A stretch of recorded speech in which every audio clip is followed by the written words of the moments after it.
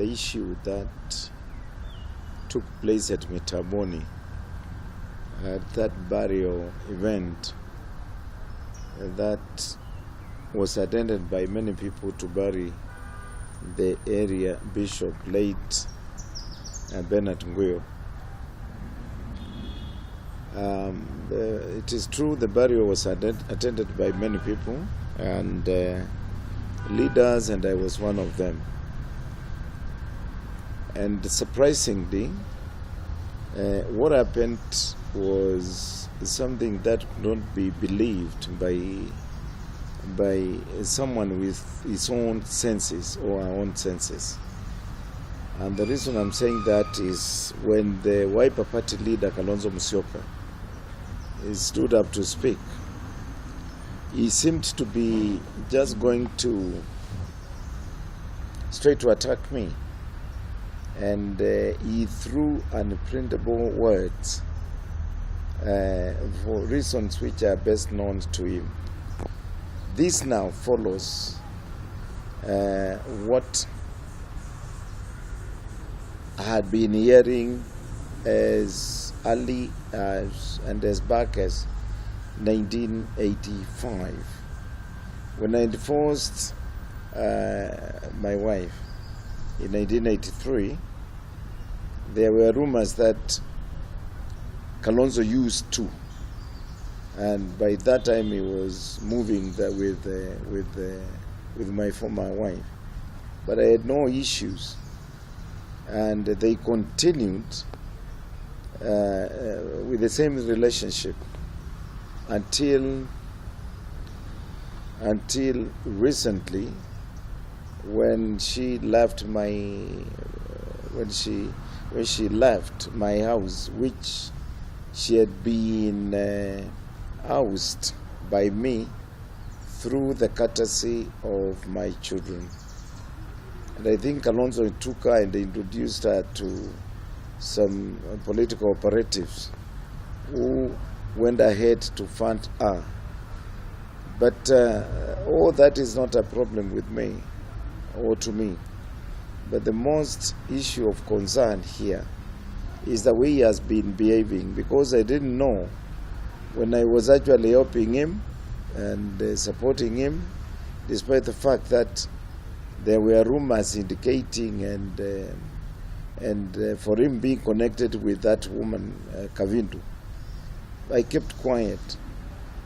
But little did I know that when I was helping him, when he was collecting money from me, when I was funding the party he was heading, when I supported him in 2007 to be the presidential candidate, I didn't know this intention was to get to power and finish me because of a woman who was not even with me. But that came out now clearly on Wednesday. And I want to tell Kalonzo that Agnes is not my wife. You can go ahead and marry her. We know what you did to your wife. We know what you did to your wife. We know what happened. Some of us is things we don't want to talk about, but we have kept quiet. So if you want to marry Kavindu, go to church or go and conduct a customary law of marriage and make her your wife. Why do you have to try and intimidate me? Why did you want to try and shame me? If it is about politics, let us do politics, me and you, and compete in politics. But let us not bring our families to politics. Although this woman is not my wife, but I have children with her. Children are with me. So you are acting them by your utterances. And you always pretended to be a diplomat. You always pretended to be an innocent person. You always pretended to be a person who can be trusted. But now it has come out to show who you are in your true colors. You are not a Christian. The diplomat does not exist in you, and all what you have is a pretense. So I want kindly to ask you to remember your journey through politics. And I want to say, Kalonzo, you are a cursed man, late Mulu Mutisia cursed you. And if you want witnesses, I will line up witnesses to testify. When Mulu died, he was not in talking terms with you, despite the fact he's the one who made you to be who you are and to reach where you have reached with the assistance of some of us. When Paul Gay died, you cannot give evidence one day Gay has ever visited in one of your offices. And when you used to hear that Gay is around the building that you used to have your government offices as a minister, you used to order askaris to make sure that it does not come close to your door. So sooner or later, I'm going to write things and say things about you. I will invite members of the press now and tell Kenyans who you are, because I promised Kenyans to tell them who you are. So for the time being, I want to ask you to desist from mentioning my name, talking about me. Take Kavindu, go with her.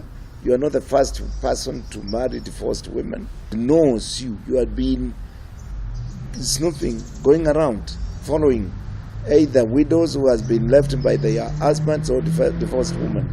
Because you are not a man who can walk and seduce a woman and marry her. You know, unless you try to take advantage of situations and find yourself with a lady. I want to warn you. I want to tell you, this journey between me and you politically has started. And let us, me and you, not try to hide behind families. Let us face one another politically. And time will tell. Kwa hivyo nataka nimwambie, juzi kulikuwa na matanga.